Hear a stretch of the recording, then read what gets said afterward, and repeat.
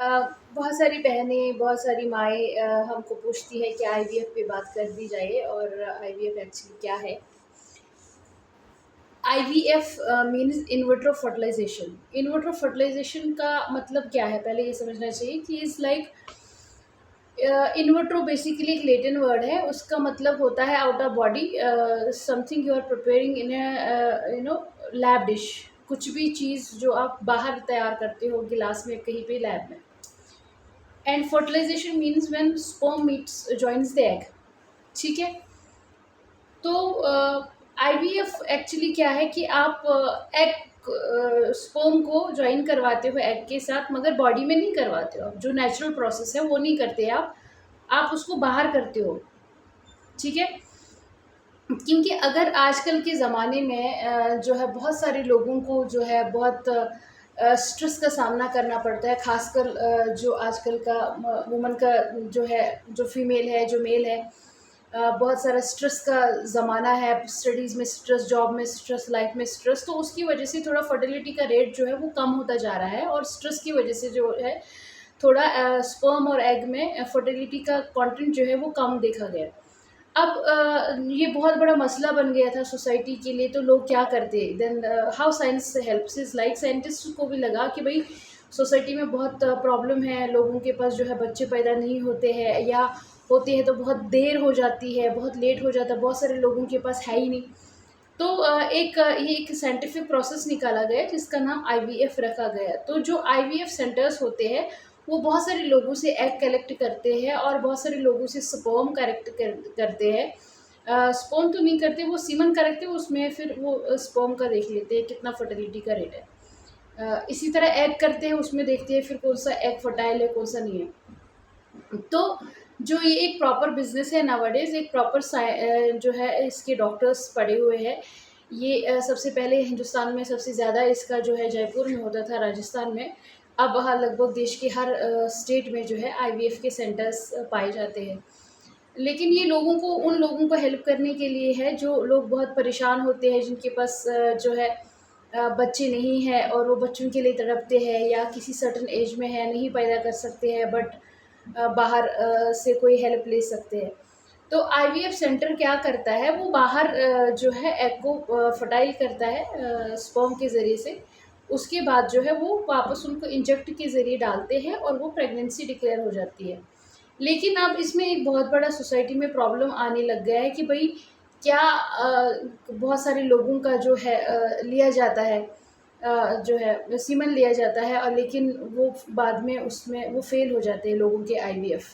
अपने ही एग से नहीं कर पाते हैं और अपने ही स्पर्म से नहीं कर पाते हैं, एंड वो फ़ेल हो जाता है आईवीएफ, फिर वो प्रोसेस ही फ़ेल हो जाता है। तो उसमें शायद बहुत सारे जो सेंटर्स है जहाँ पे उनके अपने एजेंट्स बाहर लगे हैं जो उनको सीमन प्रोवाइड करते हैं या स्पर्म जिससे वो ले लेते हैं। बहुत सारे ऐसे सेंटर्स पड़े हैं जिनके पास जो है एग जो है बाहर से आते हैं, तो उसके ज़रिए से वो फिर ये प्रोसेस जो है करते हैं।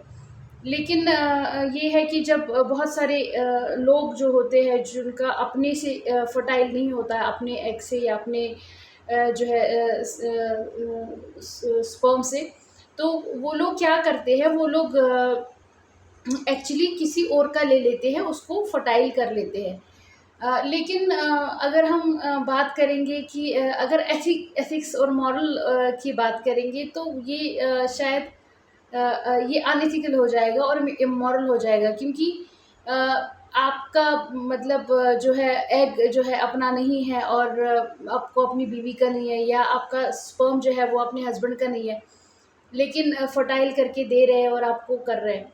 तो उस टाइम मुझे लगता है कि इसमें बहुत सारे लोगों का सवाल पैदा होता है कि भई हमको डाउट आता है, मैम हम क्या करेंगे, हमको भरोसा नहीं है, हम बहुत परेशान हो रहे हैं, हमने सुना कि बहुत सारा कि वहाँ पे किसी और से फर्टाइल होता है।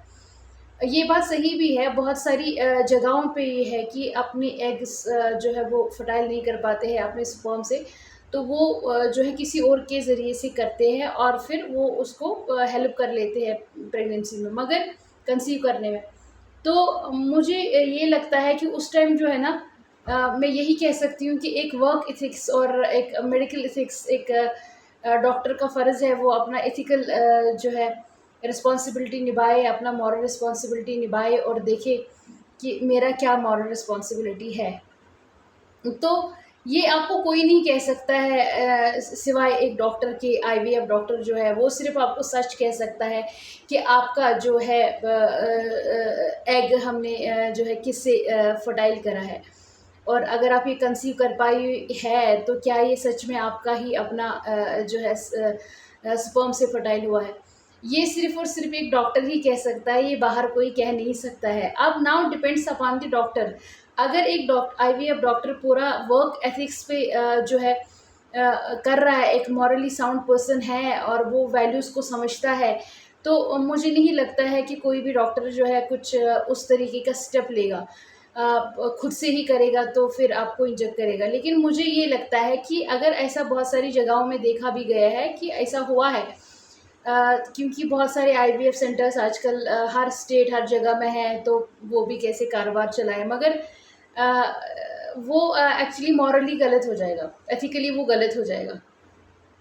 तो इसमें सबसे बेहतरीन चीज़ जो है, इंसान शादी इसलिए करता है कि आपका लाइफ पार्टनर आपको जन्म-जन्म साथ रहता है, और जन्म-जन्म भी ना रहे तो इसी जन्म में साथ दे, तो लेकिन वो हमारा एक रहबर होता है, वो अब हमको एक फ़ादर की तरह भी जो है होता है, वो एक दोस्त की तरह भी होता है।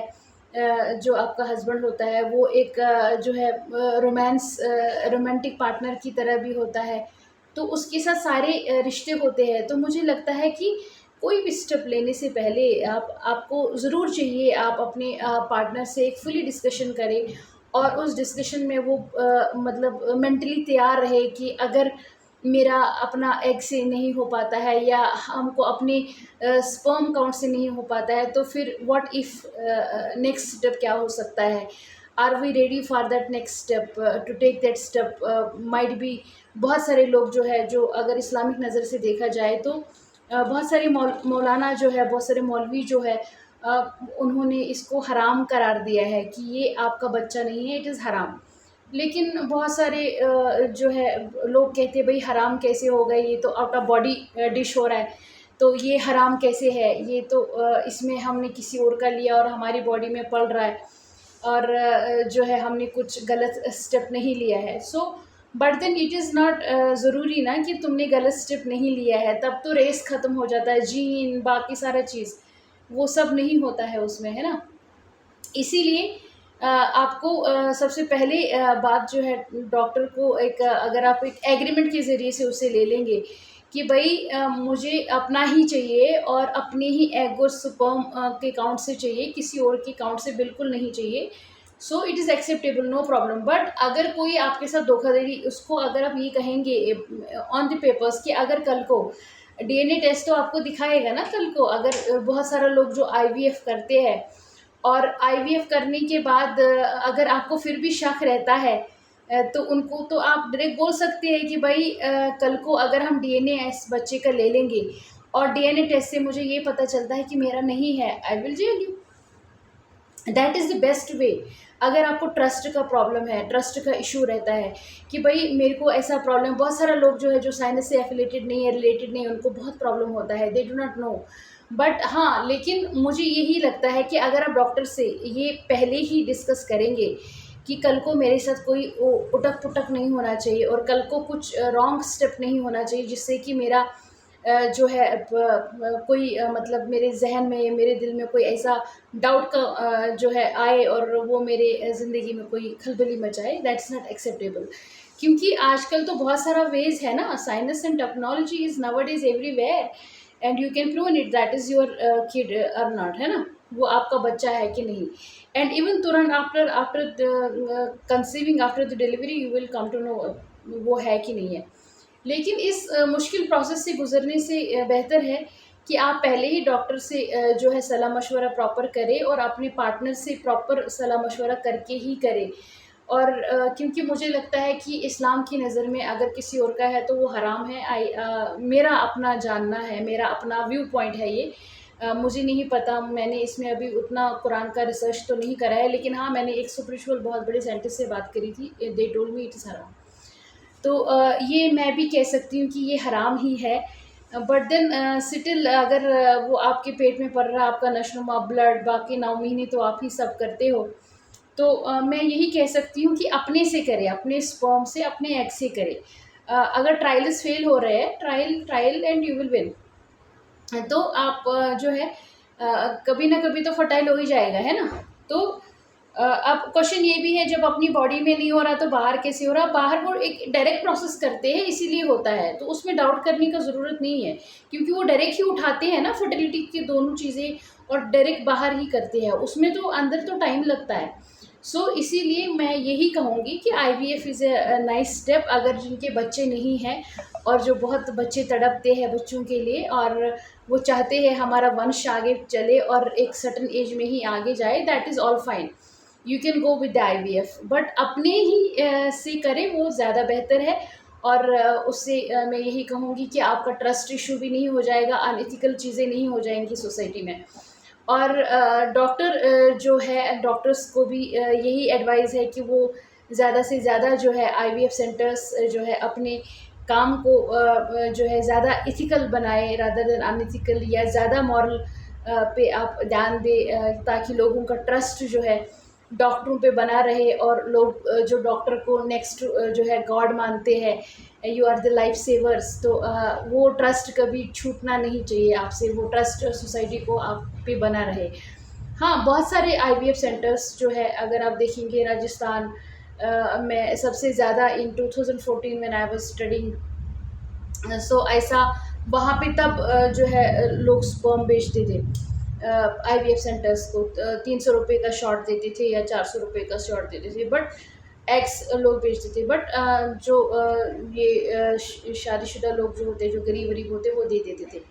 लेकिन आजकल तो हर जगह पे ये हुआ है, शुरू हुआ है, लेकिन यू नीड टू नो कि जिसका अगर गवर्नमेंट सर्टिफाइड लाइसेंस है और वो जो है इस किस्म का कुछ करते हैं, तो डॉक्टर्स को भी चाहिए कि वो अपने पेशेंट्स के साथ फेयर रहे और डायरेक्ट बोले ये नहीं हो सकता है, आपसे नहीं हो सकता है, तो इसका दूसरा मेथड है, किसी और का यूज़ करेंगे क्या? If the couple is okay then you have no problem. I think if couple is ready to do that, so what is the problem then? बाकी लोगों को आई थिंक ये तो अपने हस्बैंड वाइफ को तो पता ही है ना कि अपना ही है या नहीं है। तो बहुत सारे लोग जो है वो छुपाते हैं, बहुत सारे डॉक्टर्स, क्योंकि उनको तो अपना बिजनेस भी जो है चलाना है, तो वो जो ये चाहते हैं कि भाई फिर आए नहीं कोई, but that is not functional, otherwise ये सोसाइटी में बड़ा प्रॉब्लम करेगा। फिर तो ये पुराना वाला साइकिल हो गया कि जब शादी से पहले पता नहीं चलता था कि किसका बच्चा है किसका नहीं, अब उसमें अडल्ट्री करते थे, अब इसमें अडल्ट्री तो है नहीं। लेकिन ये एक इस्लामिक पॉइंट ऑफ व्यू से देखा जाए तो ये एक थोड़ा सा अजीब सा सिस्टम बनने को बनेगा सोसाइटी में। तो सोसाइटी के रूल्स और रेगुलेशंस को हमेशा ख्याल में रख कर करना चाहिए, और अपने जो है अपने अपने रिलीजन के हिसाब से ही जो है मुझे लगता है चलना चाहिए, और उसको मद्देनज़र रख कर जो है that should be always you know in your mind कि हमारा रिलीजन भी क्या कहता है, वो भी करना चाहिए। और प्लस जो है ये भी ख्याल रखना चाहिए कि we should be always fair with our with work ethics। तो हमको फेयर रहना चाहिए हर किसी इंसान के साथ, भाई कि ये चीज़ है, अगर कोई जाना चाहे तो जाना चाहे, सेकंड ऑप्शन के साथ नहीं जाना चाहता है तो दैट इज़ ऑल ओके, कम से कम तुम्हारा आपका कोई भी वर्क एथिक जो है ख़राब नहीं हुआ, या कोई भी इमोरल चीज़ नहीं हुई। नहीं तो फिर सेंटर्स में बहुत बड़ा प्रॉब्लम होता है। बट मैं यही कहूँगी कि एक साइंस का बहुत ही बड़ा जो है एक जो इसको हम कह सकते हैं कि एक डिस्कवरी है, और साइंस का एक बहुत बड़ा जो है काम है ये, और हमें इसको सराहना चाहिए उन लोगों के लिए जो लोग थोड़ा ज़िंदगी में परेशान हैं, और वो चाहते हैं कि वो ज़िंदगी में अपनी फैमिली को आगे ले चले, अपना जो है वंश बढ़ाए। तो अगर किसी किसी कपल को प्रॉब्लम है, they can go with the IVF, but with a clean discussion with the doctor and with your partner, that would be more, I think, beneficial for you। So अल्लाह ताला करे कि हर किसी इंसान को अपना ही जो है फर्टिलिटी पावर हो, और अपने ही वंश के बच्चे हो, और किसी मुश्किलात में ना हो। लेकिन अब ये खुदा का करम है, अगर है तो अल्लाह ताला करे कि उनको भी अपने ही जो है वंश से चाहे देर सवेर दे। तो आई थिंक आईवीएफ भी बहुत ही अच्छा step है, but if it is in the circle of ethics, moral and values.